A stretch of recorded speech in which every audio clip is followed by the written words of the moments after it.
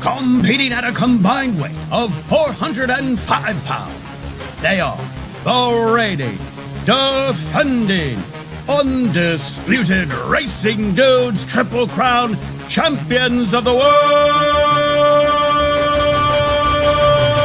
the Magic Mike Show.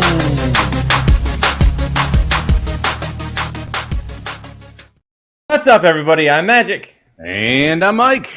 And this is the Magic Mike Show, episode 467. Mr. Somich. Huzzah! Oh, boy. A little extra.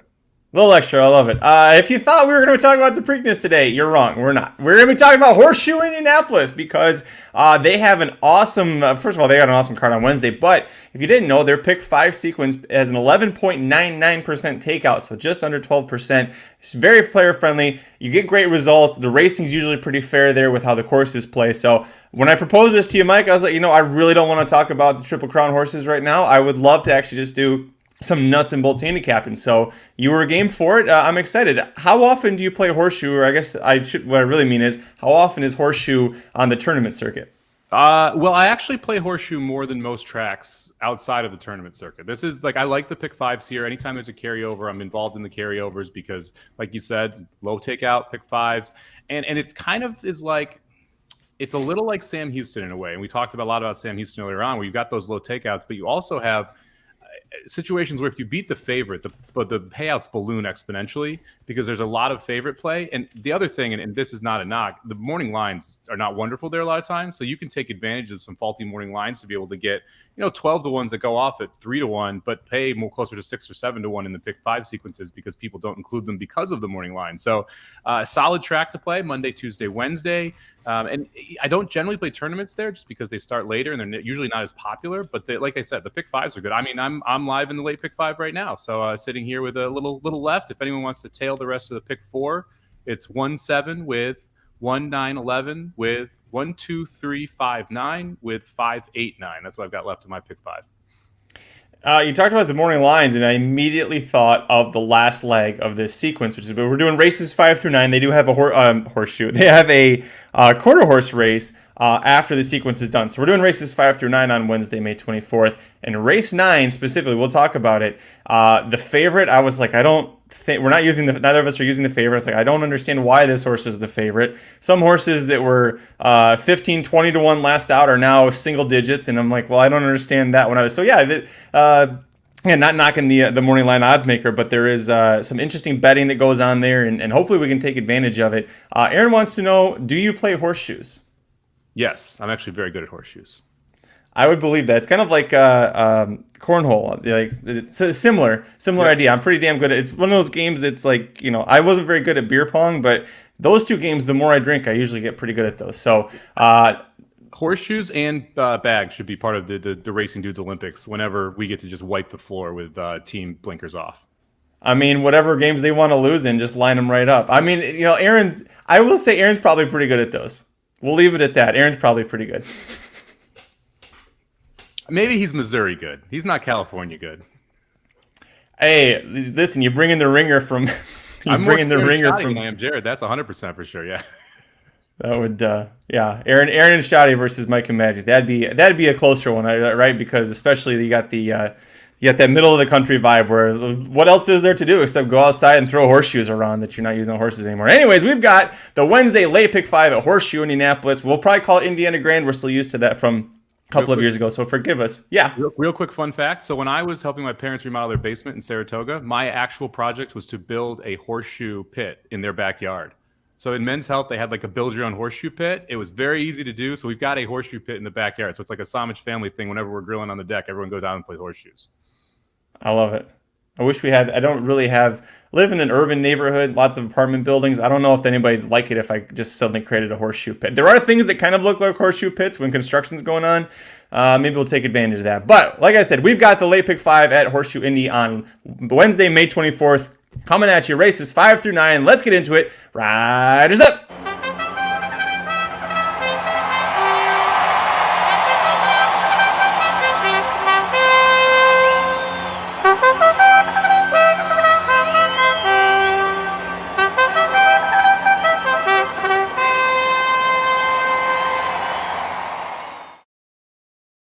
All right, Mike, here we go. First leg of the Horseshoe Indy Late Pick 5 on Wednesday, May 24th. Race 5, we've got 10 3-year-old maiden fillies routing a mile and the 16th on the turf. And if this condition sounds familiar, it's going to, because race 8 is the same exact thing. But first, race 5, where'd you go on top? I went with the 7, Timeless Elegance on top here. Trying to get a little bit of a price. I thought this could end up pretty chalky. And Little Miss Moonlight, who's going to be your favorite, 5-2 on the morning line, going to go off a lot shorter than that. Loves to run second, and 4 for 4 running second so far, all at better tracks, all with better numbers. You have to respect Little Miss Moonlight, but I think you can try and beat her. And to me, the 7, Timeless Elegance, is the way to do it. Jonathan Thomas ships this one in. It's a daughter of Warfront of a Magdalena mare. It's very well bred. Ran at Woodbine once, going 6.5.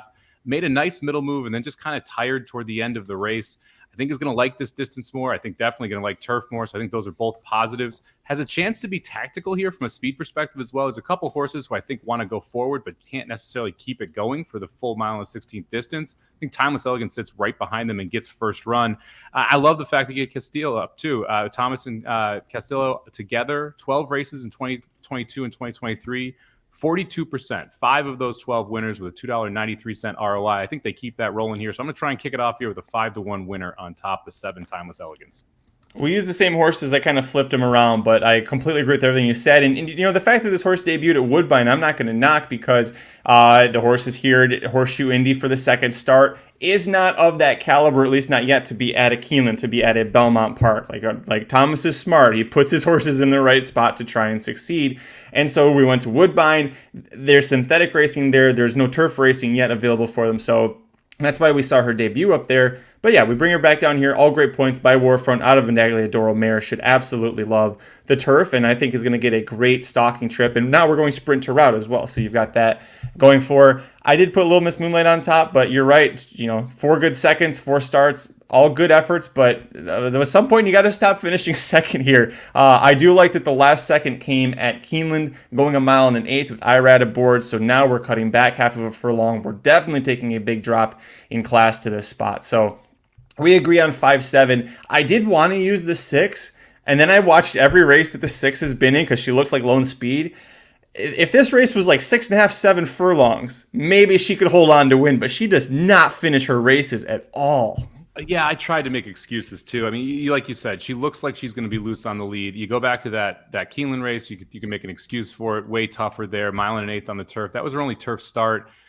The 2 Turf Paradise races, she definitely Turfway Park races, she just quit out of it. Last time scratches off the dirt, scratches off the turf, ends up on the dirt, again quits off. If I was going to use another, it'd be the 6 here, just because of the speed angle. The 10 is going to be a pretty short price as well. Delphini, first-time starter for Brad Cox. Don't really want to use it out of the 10 post, especially what I think the price is going to be. It's why I faded away from there. If I went a little bit deeper here, it would be the 6, and I would try. I mean, I probably would single the 8th race if I did, but I didn't have a massive opinion in any of these, and so it made it that I couldn't really find that single to allow me to spread in every other leg. Yeah, and I'm with you. I couldn't pull the trigger on the Cox horse. To me, looking at the dams breeding and then the older siblings, they didn't really do much at all in their careers, but none of them really were great on turf to be good on turf. So could potentially upset. It is a Cox horse. You got to respect it, but you're right. The combination of the post, the price, and who else is in here, I felt pretty confident just going 5-7 in the first leg as well. Let's move on. Second leg of the late pick 5 at Horseshoe Indy on Wednesday, May 24th. We've got 10 Indiana bred males 3 and up. Non-winners of 2 lifetime going 6 furlongs on the dirt. Where are you going on top? This is another one, just a mess. I mean, your favorite would be the two horse here, Pickle Feet. Great name, by the way. Love me some. I love it. And I get why. Not saying it shouldn't be the favorite, but is lost as a $1.20 favorite, lost as an 80-cent favorite, lost as a 70-cent favorite. All 3 of those at 6 or 5.5. So it's not like we were doing something crazy and we went down in all those situations. Makes it hard to really love the 2 in this spot, but. Again, probably your most likely winner and a deserving favorite. The price is going to be interesting. It's not going to be 9 to 5. It's going to be closer to even money, and that's not wonderful. For me, I went to the 7 on top here. This is just kind of one of those classic Mike horses where we first time out as a 4-year-old, ran a very good race, by far the best race of the career. Now you're getting second off the layoff for a trainer who hits at 17% with an $8.48 ROI second off the layoff. I think is going to improve here. That was the first time sprinting as well. So you're getting second time sprinting, second off a layoff is 4. There's a lot of bad speed in here. And so I'm hoping we get a decent enough pace early, and that extra half furlong allows the 7 Boone share to be able to get up here. So I'm going to go with the 7 Boone share on top 6-1.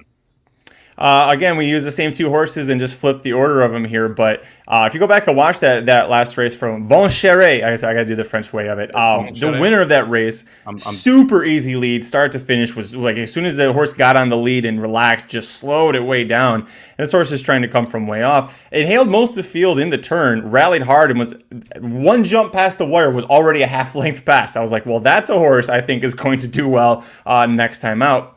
And it's first time in 7 starts the horse tried sprinting. I think maybe this is what the horse will be better at this level. As far as Pickle Feet goes, which by the way, when you said I understand why, you were talking about why the horse is favorite. I thought you were about why the horse is named Pickle Feet, and I was ready to sit back for a great story. I was hoping you had some info on that one. But listen, you scratch off last summer, there was that dirt route try, the synthetic sprint 2-back. Scratch those off, got a win 3 seconds in the third in 5 starts. Missed by 1.5 lengths, and that was first time, versus winners. It was also in the mud. Misses by a head, misses by a neck. Last time out was by a length, returning for a 123-day break. So logical reason this horse takes a step forward, just like the 7. I feel pretty confident going 2-7 here. Was there anyone that really worried you that we're not using on our ticket here? A couple horses I had a little bit of intrigue. By the way, if you tailed that pick 4, we just started out with a 5-1 winner in our shortest leg, so that's always fun. And it was an easy winner. This is kind of why I like Indiana, though. I would use 2 5-1 shots to kick off with pick 5 and one went by open length. So you can get prices there, and I think the races get misbet sometimes. 2 other horses I considered. Look, the 3 horse makes sense to me. A 3-year-old second off the layoff here. Ran a pretty good race last time. They clearly thought highly of this horse, put it in a stakes race when it was still a maiden. Lost that race, obviously, came back, added blinkers, won, first off the layoff, didn't run ran better from a buyer perspective, and I thought ran an okay race. Lost to the 7 horse by, about 3.5 lengths or so, but I think has a shot at rebounding here. My biggest issue when I went back and watched this race, and you said it, the leader had a loose lead, and this was the horse sitting in second. And just the 7 still just gobbled this horse up. So it would need to improve more than the 7 improves, which I think is going to be an issue there. The price for me that I thought was interesting was actually the 8 horse Daddy's Dream here, 15-1 on the morning line. If I was going to add anyone, it'd be this horse.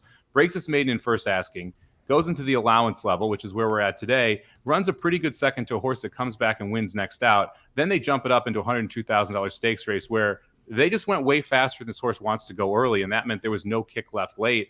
Now you're getting first out as a 3-year-old, 47-2 workout. Well, that's my favorite workout because it's 2 of 23. So it's not the bullet on the page. So people don't notice it.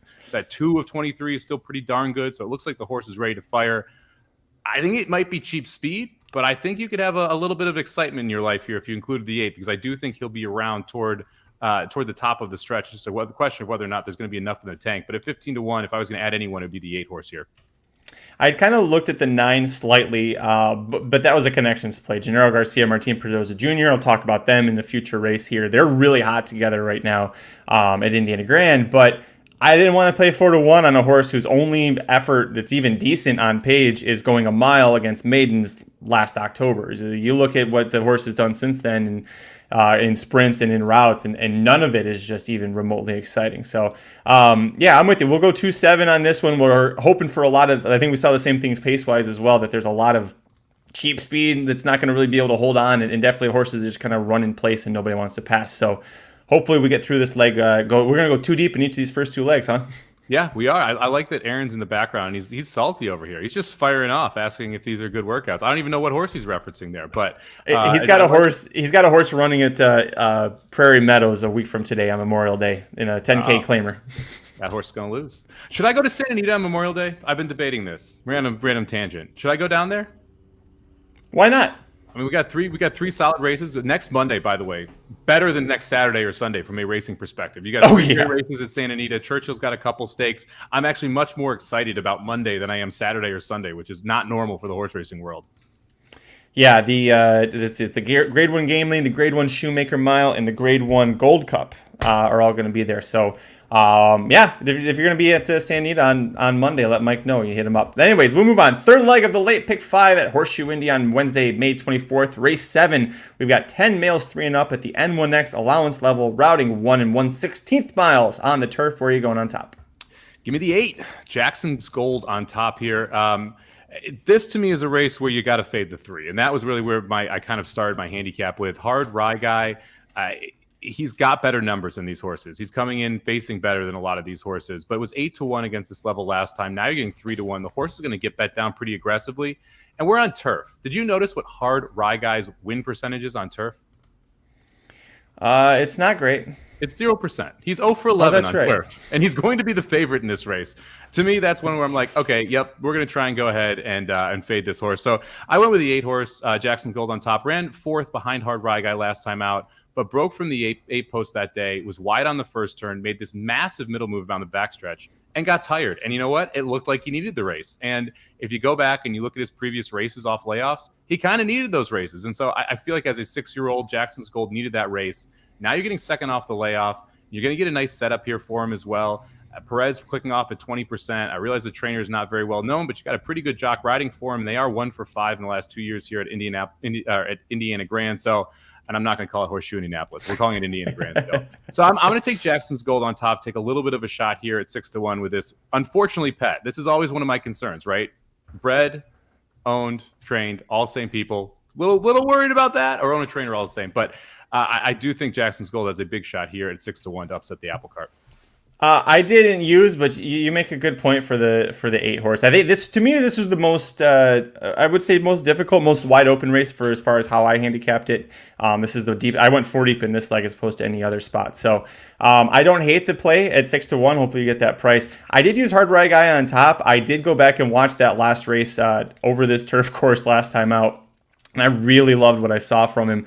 He got buried on the rail behind horses. He had to thread the needle in this stretch. And then the winner just goes wide, goes like 4 wide, and gets a clear trip, has no issue. Hard Rye Guy almost caught him. 2 back at Turfway Park, he was making a great effort despite the slow pace. And then mid-stretch, the winner and the horse that was runner-up and got DQ'd for this, they pinched him off. And he had to slam on the brakes really hard and didn't have any shot. So I think he's in a good spot. It is going to be tough because he is 3-1 here. But with especially with De La Cruz aboard, I like his chances. But you're right, all of both of his wins came on synthetic. So he does have that kind of going against him. So I understand why you'd want to play against him. I think we both used, let me double check here. I think we both used, yes, we did. The number 2, Suerte at 5-1. And a horse I think that we've covered before, and I think you used when we were at Tampa for one of those 2 Derby prep days. Eligible for this race because Owen Hardy, the trainer, very wisely ran him out for a $75K tag at Tampa last time out. That was his turf debut. He won that race pretty easily. Similar trip to that, I think, is going to be enough to win here. Jesus Castanon aboard that day, wins 26% when riding for Hardy. He keeps the mount. It's a horse that's won 2 of his last 3 races. Both times he won, he was either on or pressing the pace. And I think sitting just off of this spot, you could possibly see the 4 go, maybe the 7 goes. I think if Suerte can sit right behind them in about 3rd, 2nd, it's going to be a great position for him. He should be able to get the job done. Yeah, this is a horse that's just improving. I mean, every single start seems to be getting a little better, a little better. I love that turf effort last time out. If you go and you watch like the internal fractions too, so they went 111 to the 6 furlongs, which is pretty good. They went 137 the mile, not great. But then he came home in 12-3 in that last furlong, which I thought was pretty impressive for a horse that had been pressing the pace when they went 111. So they slowed it down in the middle of the race more than he slowed down, which I thought was a positive sign considering how fast he came home in that final furlong. And we always talk about, second time a horse is a logical improvement angle. We're second time going on the turf. You'd expect that Suerte, who's improving anyway, could take another step forward here in a spot that I don't think there's a bunch of world beaters in here. And as you said, this is a turf course where I generally would like to be a little closer to the pace, and that's exactly what we are sitting with here. So I think Suerte gets a very nice trip here, 5-1, a great price. And I'm just taking some swings here. I agree, Hard Rye Guy, probably your most likely winner, but to me, it's just the price is going to end up being too short there. And so I want to spread out, see if I can find a couple horses to get the job done. And one of those I think is a little interesting is the 6 horse here, Rockin' Justice, 10-1 on the morning line here. Horse that is coming off of a decent sized layoff, but we're firing back here and won first off the layoff as a 4-year-old, which was important to me. Now we're coming first off layoff as a 5-year-old. Last time out, won a non-state bred competition. However, that was a claiming race. But if you go back to some of the state bred races, I mean, beat Jackson Scold, who's my top pick in here, first off the bench last time as a 4-year-old. Last time he was first off the bench. So I have to like that fact. And again, this is another horse that just seems to be getting better. Each one of these races taking a step forward, a step forward, a step forward. I think you're going to get close to that 10-1 price. Granted, it's here, the trainer, 16% off this type of layoff, so that's not a big negative for me. I think you're going to get a decent pace setup. I don't think they're going to fly up front, but I think you're going to have enough pace to close into. And that 10-1 price, like I said, is where I'm really keying on. Also notice that Granite's is a part owner of this horse, and after having this horse available for $30,000, they are not making him available again. Huge plus sign for me there, saying, hey, we want to keep this horse. We think he can get through these type of conditions. So I'll take a little bit of shot with a 6-year 10-1. And I love him as well. And on top of that, I mean, 5 starts over this course. He's definitely a horse for course because he's got 3 wins on the local turf. He's got a second that came in a state bred stakes. And then that 4th that happened 2 races back last fall, he was a 4-5 favorite. If you watch that, the jockey kept him 4 wide. Down the front stretch, through the first turn, down the back stretch, off the turn, down the front stretch. You guys, like, what? How are you? He's not justified. You can't make him go 4 wide around every Indiana bred here and still get the job done. So the fact that nobody claimed him, I thought was interesting because I think he's, other than that one effort, he's really pretty damn good against Indiana breds here.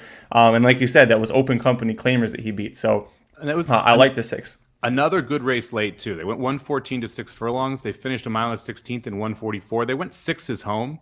And if you watch it, he didn't get to really fully extend the stride until late in that race. I thought it was a sneaky good effort there in that claiming race, too. So hopefully we get every bit of that 10-1. That's one of those morning lines where I'll be interested to see if it holds up when it's race day. The last horse that we both used, we both went 4 deep here. The number 1 maintainer on the rail for Tim Gleishaw and Martin Pedroza. Is this the one Pedroza's riding? Yeah, I just mentioned that last race. Yeah, Pedroza Jr. riding for Tim Gleishaw. They're pretty good together. Last 2 starts for this horse, Mike, I thought he was probably just a little too close to the pace for what he likes to be, including last time out at Keeneland versus a lot tougher than what he's going to be facing here. By the way, horses exiting that race, there's a winner, there's 2 seconds, there's a third, and 2 fourths. So the horses, it's a very productive race at Keeneland that they're leaving, and now he shows up back here. Broke the maiden at Tampa last year against similar company, and you get that class drop, the slight cutback. Tim Gleishaw is one of those good, wholesome trainers. There's very few left in the sport, it seems like. I'd really like to see him get a win as much as possible, except for the last race of the day. Neither of us are playing there. But right here, we'd like to see him get a win here. Yeah, and I think you'd hit the nail on the head just from a competition perspective, right? I mean, the last race is $100,000 N1X at Keeneland. That's a very tough race. The 4 races prior to that, all optional allowances, or 3 of them $70,000 allowances at Turfway Park. The 4th an optional 25. All probably tougher than this field. So we're getting to go back to the turf where we broke the maiden at Tampa going a mile. Now we're getting back to the turf for the first time since then when we're not at Keeneland. So it's just a significantly easier spot here. And again, it has tactical speed, doesn't need to be in the lead. And if you look at the races that he's been most competitive in, he's sitting 3rd or 4th. This should get a very good trip on the rail here, sitting in that 3rd or 4th spot. And then it's just whether or not we're going to be good enough turning for home.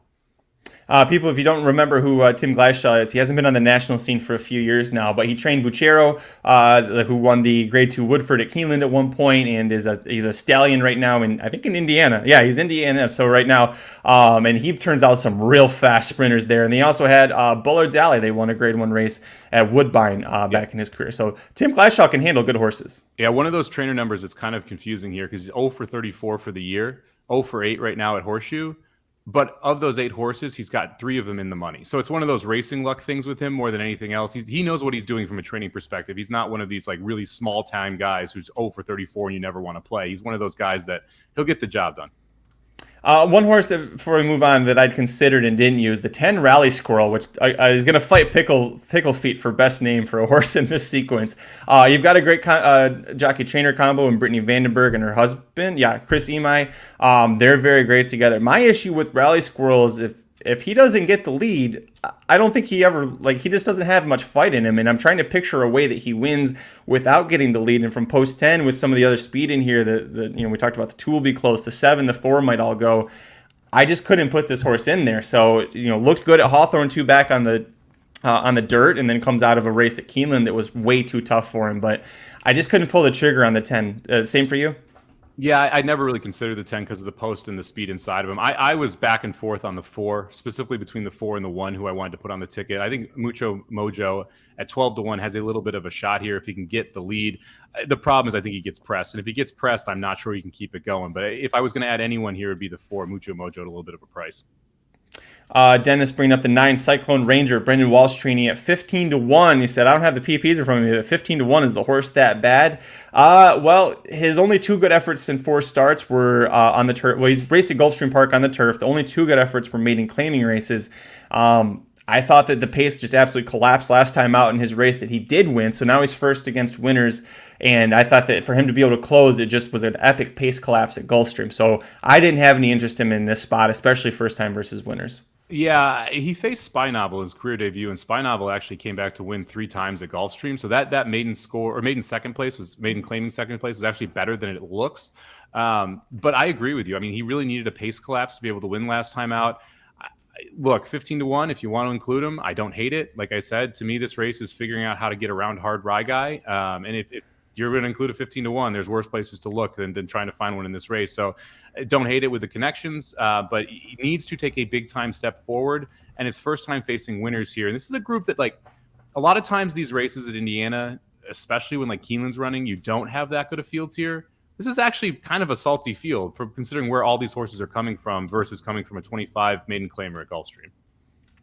Let's move on. My penultimate leg of the Horseshoe Indy late pick 5 on Wednesday, May 24th. Race 8. It's a mirror image of race 5. Like I mentioned, we've got 10 3-year-old fillies, maidens going a mile and a 16th on the turf course. And Kenny McPeak is in here with the morning line favorite at 5-2. And we've been drinking the Casamigos a little early because we're both using Tri-Best. It's tough to get around Tri-Vest here. A pretty good debut at Indiana last time. Horse ran well. It just kind of didn't have enough kick coming for home. But when you go back and you look who was in that race, you compare it to this race, that race was clearly worse or better than this race was. This race came up a little bit light in my mind. This horse has been working out at Keeneland as well. So McPeak clearly thought something of this horse to have it working at Keeneland with that string and then have it come run here. So I think this one has a little bit of it, or has a shot to win it, and probably your most likely winner, really. It just needs to take a small step forward from that first race and is going to be very dangerous in this spot. So this was my second pick in this race, but I respect Tri-Best quite a bit. My top pick was the 1-horse Accidental Icon on the inside. And this is the Walsh I'm going to be using. Last race was just too bad to believe. You watch that back, it's just like the horse never really fired at all. And so I'm willing to just draw a complete line through it. This is a horse that started out with Mott. So it's like a Godolphin homebred. They usually give their horses that they think are going to be good turf horses to Mott. They gave it to him. He didn't run that well at Gulfstream Park in a maiden special weight. They flip it over, give it to Brandon Walsh, goes right to Turfway Park. Ran okay first off the bench, then stretched out to 2 turns, which is really what this horse wants to be doing, into Mischief out of Mr. Prospector. Ran really well. If you go back and watch that race 2 back, I thought that was actually a very, very good race. Ends up running second, just misses by a half length. Runs a clunker in the next one. To me, the big difference was how far back the horse was. They went 23-46, and he was 16 lengths back. It's hard for some horses to respond to that. They're not going to be going 23-46. He won't be 16 lengths back. I think he'll be in a much better spot today.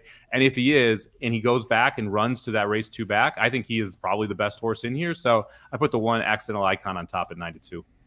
I couldn't pull the trigger on it. I watched the Gulfstream Turf try, and then I watched the last 2 tries on Turfway and the synthetic. That Turfway synthetic, I thought if this horse was going to get it done, it would have been that race, and just wasn't able to get there.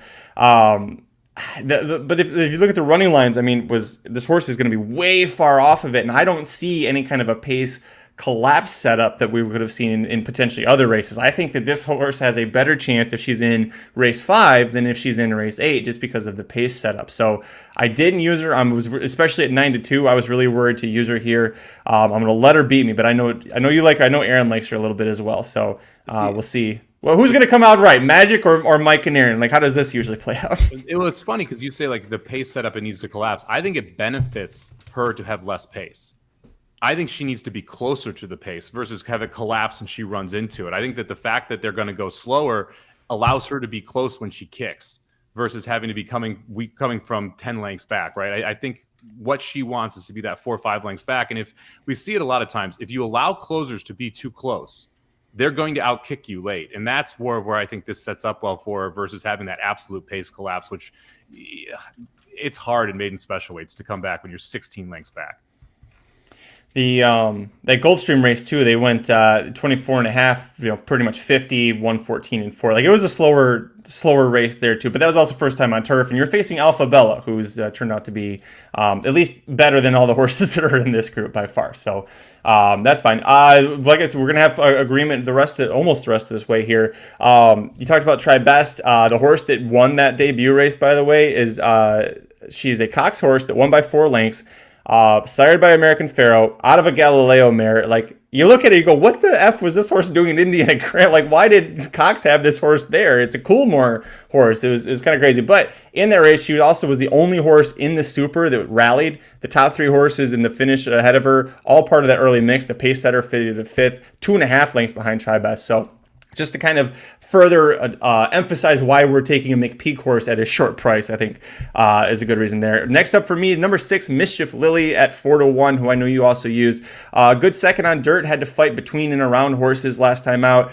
Beat 2 horses, Robin Sage and Vogelsong, who are both in race 5. So watch how those 2 horses do. Robin Sage is the horse that I said I wanted to use because it looked like she could finish, or she could be low in speed, but she has trouble finishing, and so Mischief Lily was one of the horses able to get past her there. So watch how those 2 horses run in race 5 to get an idea perhaps from Mischief Lily. But she's back on turf. She was last of 12 at Keeneland, same spot that the top pick in race 5, Little Miss Moonlight, was second in. So again, you got very comparable horses here in these 2 spots.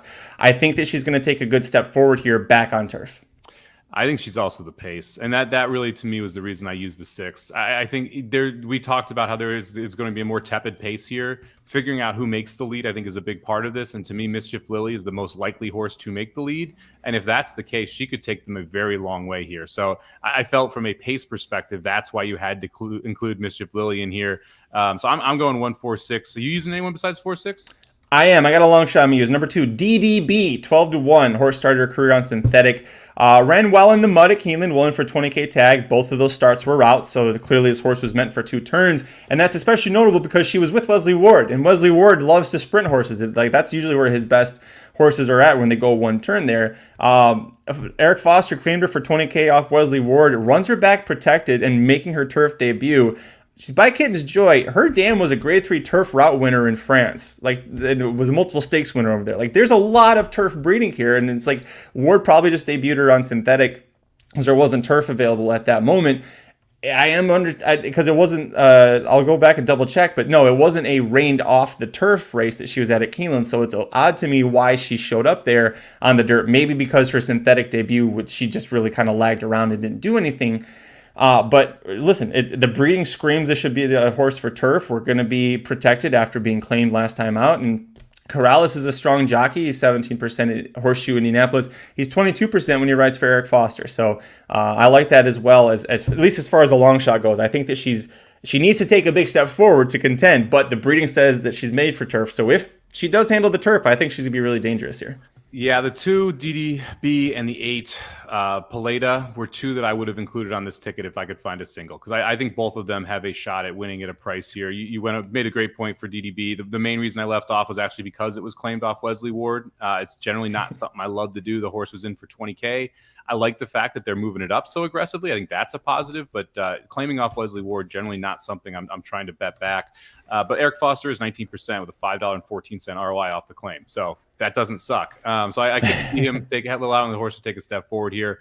Paleta, to me, it's one of those where it's, daughter of collected. He stands for 10,000. She sold for 100 or 210,000. So monster multiplier there. They like this horse enough to run it at Keeneland last time out, and a race with Curl Girl, destined to race 2 pretty good horses. And Cherie DeVoe is the trainer, and we've talked about her. She's one of those trainers that I really like when we're trying to find prices. And so the 2 and the 8 would be the 2 prices I'd include. So if you want to single the 7 or the 5 in the first race, or the 7 or the 2 in the second race, this would be 2 of the horses I would be adding on. I did look at the 8 as well. My concern is, and this is the time, I think this is the last chance you really take a shot with her, because she's trying something new, which is turf. Those 2, the way she ran in her first 2 starts, she looked like a horse that just doesn't want to be a racehorse. Like, she would just be perfectly happy screwing around in a field, being a mom, anything other than competing, because she's never shown any interest. And one was a sprint, one was a route. But we'll see what happens with the turf. I didn't want to take the shot on her, but this is the time. If you think that maybe she has some potential, this is your last shot, I think, because otherwise they're not going to drop her for claiming. She's, like you said, $210,000 purchase, and she has good breeding. She should have demand as a future broodmare. So we'll see what happens with that race. Anyways, let's move on.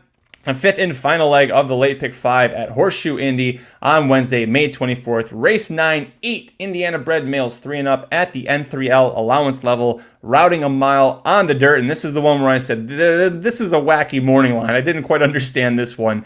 We're both passing on the favorite, number 2, Wire the Cash. We'll talk about that in a second. Where'd you go on top?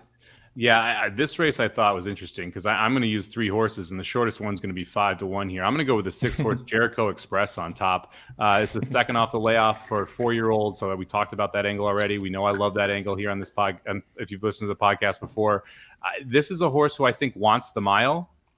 I think there's not a ton in here that want to go a mile, put it that way. So I think the mile is going to be beneficial, and you could look at that last race and be like, oh, well, that was a terrible race. Didn't run well first off the bench. Well, went 5.5 furlongs. It feels like that was clearly a prep. If you look at Aaron West, sprint to route at 17%. So it's a move that he likes to do. We're getting second off the layoff, as I mentioned. And if you go back and you just focus on the 3-mile races, look, the maiden special weight score, probably good enough to beat this field. Comes back in an allowance and 2L, probably good enough to beat this field. Won both of those races. Then they jump right up into a $250,000 stakes. Willing to kind of just say, okay, that one didn't go very well. Then you jump back into that. You get the break. You go 5.5. Now we're getting second off the layoff. We're going a mile back to the distance we want. I think Jericho Express at 8-1 is a heck of a price here on the 6. Yeah, I love it. And the 8-1 here, it feels like a gross overreaction to last out when he was 7-2. And I am with you. I think this horse is definitely better going to 2 turns. 7-2 last out sprinting off of a layoff. Now we're here in 8-1. Okay. Like, you're not going to get 8-1 probably when they break from the gate in terms of the win bet, but as far as the multis go, I think we're going to be a lot closer to that. So, yeah, it wasn't my top pick, but I agree with you on that one. We also agreed, so we each went 3 deep, and we each agreed on this horse as well at a big price. Number 7, Bruster Justice at 10-1. Stretching out for the first time after using, of this form cycle, after using a 5.5 furlong state bred stakes last week to knock off the 252-day rust. That's an interesting way to get that final work in for a horse before a race, but hey, we'll see what happens with Bruster Justice here. Won 2 straight sprints, each by over 4 lengths to start the career. Fell apart in a state bred sprint stakes. That's okay. There was a stakes race. We've shown we're not meant for the stakes level right yet. But this is where Garcia, Pedroza Jr., 23% winners, 56% in the money together. I think, we got a sprinter trying something new for the first time. I think it's definitely worth taking 10-1. And it might be the leader. I was kind of trying to figure out who could go. It might be a pressured pace. If that's the case, I don't really have a lot of faith in Bruster. But Bruster, I think, is going to the lead. It's just a matter of can he hold everybody off and kind of relax on the backside. Yeah, the tactics of the 8 are going to be important here because if Bruster Justice does relax, he's going to be really dangerous. And the 7-day layoff, a lot of people ask, is that something you want to play off of? Well, if you look at these trainer stats, second off a layoff of over 180 days, 41%, $3.69 ROI. 1 to 7 days back. He's done this 17 times, which is way more than a lot of trainers do. 35% win percentage with a $3.78 ROI. 2 sprints to a route, 17% win percentage. This is clearly something this trainer excels at. And so I'm willing to say I'm going to not be as worried about that 1 to 7 day layoff as I would be in a lot of cases. I'm not going to be worried about stretching this horse out because of those sprint to route numbers. And I think is clearly the fastest horse. I think Bruster Justice gets the lead. It's just a question of how long he'll have it. But I want that horse in front here in a race where if the 8 decides to not press and just to sit off, all of a sudden Bruster Justice, I think, becomes a lot more dangerous. So I like the 7 quite a bit here at 10-1. Then we're going to diverge here. I'm going to go to the 5 horse, For Whom the Bell Tolls. This is one where, look, we're coming off a long layoff. This horse has not run since 2021. That is the biggest problem, okay? This is the only other horse that really wants a mile in this race. That's my main reason. Go to everything else.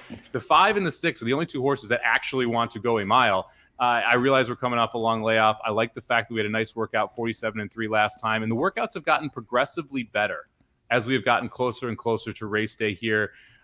The other fact is Deshaun Parker takes them out. I realize he's not firing well right now, but he is one of the better jockeys over this circuit as well. So the fact that he picks this mount up for a barn that doesn't race very often off this long of a layoff with the workouts progressing in the right direction, I'm willing to take a shot here for whom the bell toll at 5-1. And I think we actually get better than 5-1 on race day as well. It's I've just gotten Shotty like reaffirmed it. I've got Metallica screaming in my head every time I even see this horse's name. So I didn't use, and the knock was the layoff for me. The 562-day layoff is not an insignificant amount of time. He's now a 7-year-old, and something we talk about a lot is he might very well be good at a mile next time out, but when they're this old, like they usually need a race or two to knock it off. And you're right, you got those great works, and that's what made me pause and think, do I want to put this horse on? If I do get a scratch anywhere in this sequence, this will be the first horse that comes in there. But I couldn't pull the trigger on this horse. It's just a little worrisome. Also, horses 0 for lifetime on dirt. You got to factor that in as well. Both wins came on turf, so I'm a little hesitant about him. Yeah, I mean, I don't blame you. I went to this is the horse that wants a mile. No one else does. Like, you go through these PPs, and it's just, they're all a train wreck when they're going 2 turns. And so for me, I'm gonna kind of focus on the horse I do think wants the distance, and that's why I ended up on the 5 here, a little bit of a price. And like I said, I'm hoping it's more than 5-1. I think this is the morning line that floats up. Well, a lot of these others may go down. Yeah, speaking of that, you have a horse like the 8, King of the Rainbow. Didn't use, but just talk about the morning line. Last 5 starts, and that's just what's on my screen. 44-1, 34-1, 58-1, 14-1, 39-1, all against Indiana breds at Indiana Grand at the allowance level. Is now 6-1 on the morning line. I was like, no, even if I like that horse, hell no, I don't want this horse on my ticket. The odds are just ridiculous, and that's, I think, a testament too of just how bad some of the other horses in here are. I did end up using as my last pick. I did use the morning line favorite on the rail, Sudden Shift at 5-2. This horse can go a mile. The question is, can he go a mile and win? Because this horse loves to run second. 23 starts, 9 runner-up finishes. He has 2 wins. One of them did come over this track at a mile. It was in the slop against Indiana bred maidens, but was able to get the job done that day. To me, it's just, I was looking through this, I don't like a lot of these horses, and I got that big question mark about the 5. At least I know the 1 is consistent, and he's going to be going 2 sprints to a route. Now, the previous times that he went sprint to a route in his career, he broke the maiden. Next time he did it, missed by half length last September. And another time he did it, he set the pace before fading to 3rd. That was in a state bred stakes. So 3rd start of the form cycle, 2 sprints to a route. Just please, for the love of God, don't finish second again, because I've learned the hard way. I don't know if you know this, Mike. Second place doesn't pay in a late pick 5. It does not. And this horse, when you look through the races, you're like, okay, well, when was the last time this horse won? That would be April 27th, 2021. So you're mocking the 5 was still running when that horse got his last win. The layoff on the 5. The 5 is won sooner than the 1 has, and you're getting 5-2 here. Now, the pluses, the 2 sprints to a route, trainer does it very well. Another one that should be forwardly placed, has the stamina to stick around, just doesn't seem to be good enough to ever win, and that to me was the biggest thing here. It's just like, if we haven't won since literally, and wow, Indiana Grand just blew up, by the way, 30-1 over 19-1 over 37-1. So that try is going to be nice, and that's going to blow up the pick 5. Unfortunately, I didn't have the 4. Yeah, not fun. The 1 doesn't like to win, and so for me, it's like, look, there's a 5-2 shot that doesn't like to win. There's a 9-5 shot that doesn't like to go to mile. I'm gonna try and beat them both and see if we can kind of spice this up a little bit with some prices. Let's talk about that real quick too. The 2 where the cash said we'd circle back here. Is the 9-5 morning line favorite. The 2 wins both came here going 6 furlongs. The last 2 times this horse made start in 2022 was routing. One was a stakes, one was an allowance level. Didn't really factor in either of those very well, but also, as much as I like Tim Gleishaw as a person, Tim Gleishaw does not like to win first off the layoff like this, of an extended layoff. 0 for 10 last year doing this. Only 3 of those horses even finished in the money, and he's not running a lot of these horses at big tracks. He's running them here at places like Indiana Grand. So a combination of those, not questioning if he can handle the distance, and then that long layoff. At 9-5, this feels like a favorite we're meant to beat from a horse player perspective. Yeah, this is one of those where if it beats you, it beats you. And the race people are going to point back to is a stakes race where a horse ran 3rd, got a career best buyer. That feels like the number's pretty inflated considering they went 25 to the opening quarter and 138 and 2 to the mile. So and I realize, I think it's My top pick, Jericho Express, has lost to the 1 and the 2 the last 2 times out. So I totally understand if people want to take a shot at that. But to me, it's just like, look, why are the cash as a horse you got to try and beat here? The price is just going to be way too short for a horse that I don't think wants it. This is not a wonderful field. The 2 could totally win. The 1 could totally win. But to me, they're both going to be way too short. And if you want to try and balloon this pick 5, the way to do it is to beat the 1 and the 2 here and to beat the 3 Rye guy in the I think it was the 3rd race in the sequence. So that's what we're going to try and do. All right, that's going to do it for this episode of the Magic Mike Show. Thanks for joining Mike and I to talk about the late pick 5 at Horseshoe Indianapolis or Indiana Grand on Wednesday, May 24th. And again, a reminder why we're doing this track is, well, A, we didn't want to talk about the Preakness and the Triple Crown horses, but B, they have a 11.99% player-friendly takeout and great field sizes. The weather looks like it's going to be fantastic. So we love to support these tracks that are trying to give us these nice takeouts. And also, I will say that the announcer's John Dooley. So if you watch Fairgrounds from the winter, John, you'll recognize the voice of the race caller. Rachel McLaughlin is the simulcast host. She is very active on social media. So you have a lot of horse player friendly people as well as scenario setting up here. So really, if you get a chance, and not just this time, try and, especially if you have some luck this week, try and play Indiana Grand as much, Horseshoe Indianapolis as much as you can, because lots of fine folks in there doing a lot of good things over there. For the audio listeners, we'll give out our tickets one last time. It's down below if you're watching on YouTube. I will start. I'm going to go 5-7 with 2-7 with 1-2-3-6 with 2-4-6 with 1-6-7. That's $72. I totally forgot that in the penultimate race, there's a Brad Cox horse that's on the also eligible, the 11. If she draws in, she's definitely making the ticket, but I'm not sure she's going to draw in. So that is my ticket. What is yours? Yeah, the 11 and the 12 in that race will be my first and second pick if they draw in. They're both, the 2 AEs are probably the best 2 horses in that field, so that would definitely adjust how you play it. If the 11 draws in, I think you could actually single the 11 if the 12 does not draw in, and then you could spread into some other legs and use some of the horses that we discussed in those spots. 50 cents, I'm going to play 5-7 with 2-7 with 1-2-6-8 with 1-4-6 with 5-6-7 for 50 cents. That's $72. Yeah, let's hit this sequence. It's fun. Dennis is all excited about Asnabois Downs. That is the correct pronunciation. I'm not going to say it how it looks phonetically because that's how you get on some people's lists, and I don't need to be on any more lists than I already am. If you're looking for a list of Belmont potential horses, we've got that preview for you. Aaron did that at racingnews.com and youtube.com/racingdudes. An early look at the right now 13 different contenders for the Belmont Stakes. You can go take a look at that. We could see National Treasure, the Preakness winner. We could see Arabian Lion, the Sir Barton Stakes winner. Tapit Trice, is this his race to lose? Forte coming in, could it happen? B, could it screw things up for Tapit Trice? So let us know in the comment section of that video as well what you think. Still a few weeks out from that, but never too early to start looking ahead to that race. And really just an awesome weekend, the Belmont Stakes weekend, but especially Belmont Stakes Day. You've got the Met Mile, which is going to be exciting. Lots of great turf action. So Belmont's starting to heat up. We can finally move away from Pimlico, Mike. Yeah, I'm excited. This is I actually really like Santa Anita's cards all week. So we've got solid cards from Santa Anita coming up this week. And then that Belmont Festival racing is great. Every year the undercard is solid. It's a lot of fun turf course to bet. So excited to get to Belmont as well. And what that really means is once the Belmont runs, now we can start talking about how many days till Saratoga and Del Mar. Yeah, baby, let's go. That's really what matters. Yeah, we get past that, and then Stars and Stripes Festival for Independence Day weekend at Belmont. And then this officially we're X number of days to Belmont. Shade with the callback to Saturday's live stream. Sounds like Magic needs to see a therapist about these lists he's on. That was a good joke. I like that. Real quick, Long Garfield says, how can someone join the show? Shoot us at contact@racingnews.com. Shoot us a little 1 to 2 minute video, with a little something that you like about horse racing, or not horse racing. Obviously, hopefully you like horse racing if you're watching us. But if you have an opinion on a big race that we're going to be covering or something like that, shoot it over to contact@racingdudes.com and we'll throw it up here. And hey, if you are really that good, maybe we'll actually put you on the show. So we'll find out. Always looking to add new people. Thank you, Jason, for joining us. Appreciate that. And Patrick already calling the shot. Forte is going to kick their ass. Could happen. Should we do a little bit of an adjustment show wise? Maybe do a Friday show instead of a Thursday show and do the Monday pick 5 at Santa Anita? I was going to ask you if you wanted to do that. We can. Yeah.